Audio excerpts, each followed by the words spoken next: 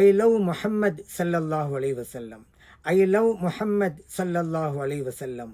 I love Muhammad ஸல்லல்லாஹு அலைஹி வஸல்லம் என்று முழக்கமிடுகிற கண்டனை பேரணி கூட்டம் இன்ஷா அல்லாஹ் வருகின்ற 11ஆம் தேதி சனிக்கிழமை மாலை 3 மணிக்கு சென்னை புதுப்பேட்டை பாலத்திற்கு அருகில் நடைபெற உள்ளது. அதற்கு காரணம் என்ன?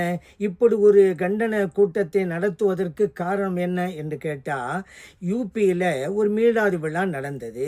அதை ஏற்பாடு செஞ்சவங்க ஐ லவ் முஹம்மத் என்ற வாசகத்தை எழுதி வச்சிருந்தாங்க. இது பொறுக்க முடியலை காவிகளுக்கும் அந்த பாவிகளுக்கும். அதனால் என்ன செஞ்சாங்க, ஏதோ மிகப்பெரிய ஒரு குற்றத்தை செஞ்சது மாதிரி இப்படி எழுதி வைத்தவர்கள் மீது வழக்கு போடுக்கிறாங்க. அதே போல் எஃப்ஐஆர் பதிவு பண்ணுறாங்க. சில பேர் கைது பண்ணுறாங்க. என்ன அநியாயம் இது?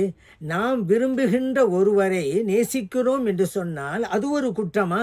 ஐ லவ் முஹம்மத் ஸல்லல்லாஹு அலைஹி வஸல்லம். ஐ லவ் முஹம்மத் ஸல்லல்லாஹு அலைஹி வஸல்லம். ஐ லவ் முஹம்மத் ஸல்லல்லாஹு அலைஹி வஸல்லம் என்று முழக்கமிடுகிற கண்டனை பேரணி கூட்டம் இன்ஷா அல்லாஹ் வருகின்ற 11ஆம் தேதி சனிக்கிழமை மாலை 3 மணிக்கு சென்னை புதுப்பேட்டை பாலத்திற்கு அருகில் நடைபெற உள்ளது. அதற்கு காரணம் என்ன? இப்படி ஒரு கண்டன கூட்டத்தை நடத்துவதற்கு காரணம் என்ன என்று கேட்டால், யூபியில் ஒரு மீலாது விழா நடந்தது. அதை ஏற்பாடு செஞ்சவங்க ஐ லவ் முஹம்மத் என்ற வாசகத்தை எழுதி வச்சிருந்தாங்க. இது பொறுக்க முடியலை காவிகளுக்கும் அந்த பாவிகளுக்கும்.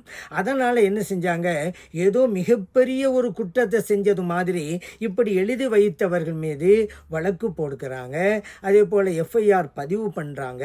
சில பேர் கைது பண்ணுறாங்க. என்ன அநியாயம் இது? நாம் விரும்புகின்ற ஒருவரை நேசிக்கிறோம் என்று சொன்னால் அது ஒரு குற்றமா?